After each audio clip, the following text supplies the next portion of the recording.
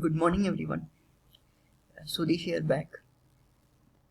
Today we would be discussing about the basics of IPO, which is initial public offering, and how you can benefit from listing gains of IPOs. So now IPO is the buzzword nowadays. You would have heard about the blockbuster listing of DMart recently.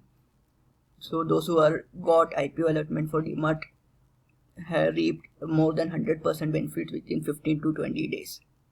So IPO listing gains is something which we can easily use to gain around 20 to 30% return within few days. So before proceeding how to get listing gains, we will first just go into basics to know how and why IPO is done. So this video is just for informative purpose. So assume that you have a great idea, business idea, and you want to start up a company. So there should be some initial investment to get your company started or business started. So basically, since you have a great idea and no one knows about the outcomes and implementations of that idea, and no one outside your family or outside your friends is going to trust you. So it's basically initially you will meet your friends or family members or use your personal investment to start the business. So that initial funding is normally known as seed funding.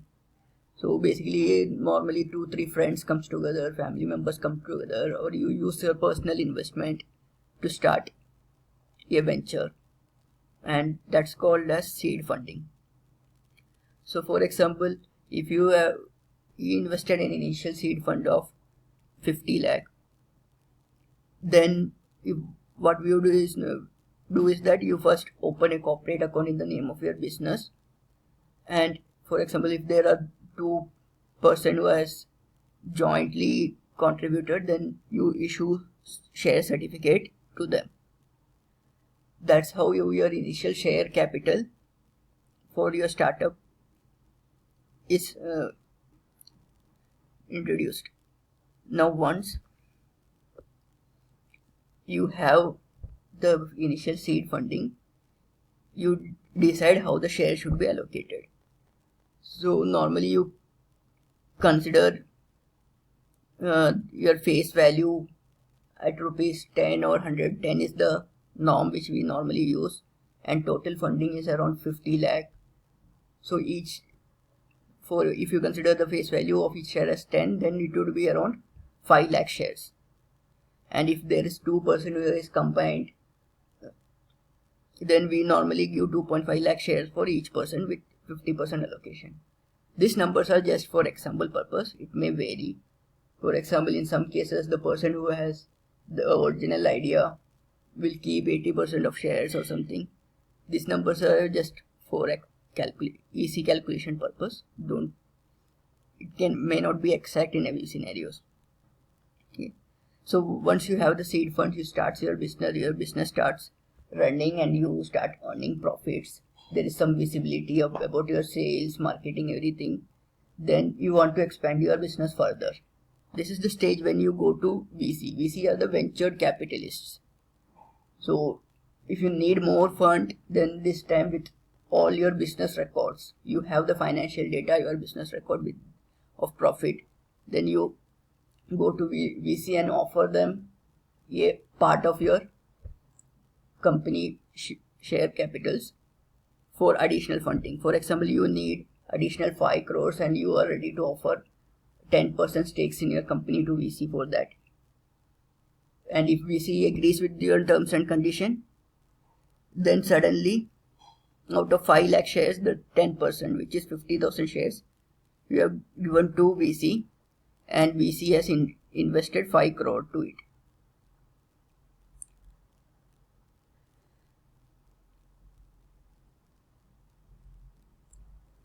So suddenly the valuation of your company jumps.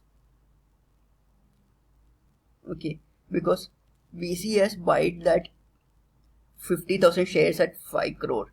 So the price of single share would be 5 crore divided by 50,000. and remaining shares that you have, which is 45% allocation, which would jump from 25 lakh initially to 22.5 crores. So you see the expansion of wealth. The valuation of company has suddenly increased from 50 lakh to 50 crores because the 10% was bought at 5 crores. So 100% would be valued at 50 crores.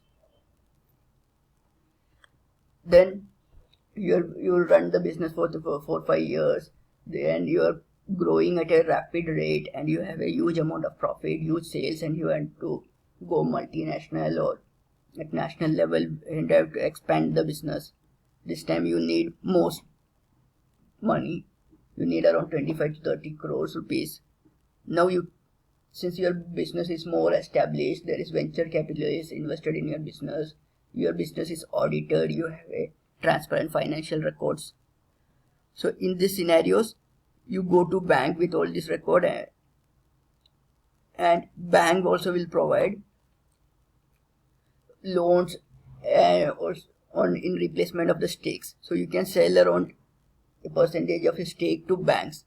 For example, the company owner and banks comes to terms to sell 10% of stake at 25 crores. Now for the 50,000 shares, bank is ready to provide 25 crores. So again, the valuation of the company grows by around 10 times. Suddenly the promoter, who has currently 2 lakh shares each, after sharing the 10% to VC and bank, their net worth wealth become around 100 crores. So now your company has become a big company like Flipkart or Snapdeal, since the valuation of the company has increased. Now the next stage. Now again you can go to venture capitalists or private companies, banks, for additional liquidation of equity and expanding your business. But you think that for whatever reason you want to go to a normal public and issue share to normal public, and public can buy the stakes of your company, and depending upon that stake, you will be that money can be used to expand your business further. So one of the advantages of issuing public share is that the liquidity of that share increases very highly and your net worth grows. If you see in the earlier condition, once the VC bought your 10% stake, your valuation of company jumped 10 times. But till the next time you approached the bank, till that time period, there was no increase in the valuation of company because there was no one negotiate or to value your company. But once your company is open in public in the share market, the valuation of company will be moving up and down on every second. So you can increase the value of company pretty easily and get a large amount of money into your business. So you can decide that you will liquidate 20% of your equity to raise around 100 crore. So depending upon that, you will fix the issue band for single share, and you will approach SEBI. SEBI is the regulator in India to initial IPO allotment agreement. So once SEBI agrees, after checking all your documentation, if once SEBI agrees, you can proceed with all the formalities for issuing. So normally you give a band like 300 to 350 rupees depending upon what's the fair value you fix, and public bids on that for the 20% equity that you are paying, and depending upon the demand, you either get full subscription or over subscriptions, etc. And once the IPO is done, around within 10 to 15 days, you will have to complete the allotment procedure and list the company in the stock exchange in India, either in BSE or NSE, or you can list in both. This is the basic initial IPO listing procedures. Now we can see where we can find all the IPOs. So if you go to NSE website. Scroll down here. There's a link for IPOs. So if you go there, you can see the current issues as NSE. So currently there is no open issues happening. This was the most recent IPOs which happened. Shankara Building Products, which ended on 24th March, and CL Educate, which ended on 22nd March. So if you click on this company, you will see all the issue details. Okay, what was the NSE symbol, what issue period was open from 22nd March to 24th March. Price range was from 440 to 460, so you can bid from any price between 440 and 460. Face value was 10. Tick size, so individual share size is 1. You can bid for a lot of 32 equity shares, and maximum a retail investor can bid is 2 lakh. Retail investors are normal investors like us who are investing on their personal front. So if you go down here, you can see the demand for that subscription. So if you see here the qualified institutional buyers, the number of shares offered was around 152232, but number of shares bid for was around 78584928. So it was bid around 51 times more. Similarly, for non-institutional it was bid around 90 times, and for retail individual investor it was oversubscribed by 15 times. So this is one demand chart which you can use to know whether you will get a good listing gain.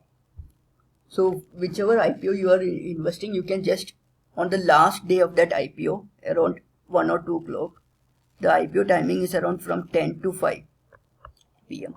So on the last day of that IPO, you just have to come to this site and check.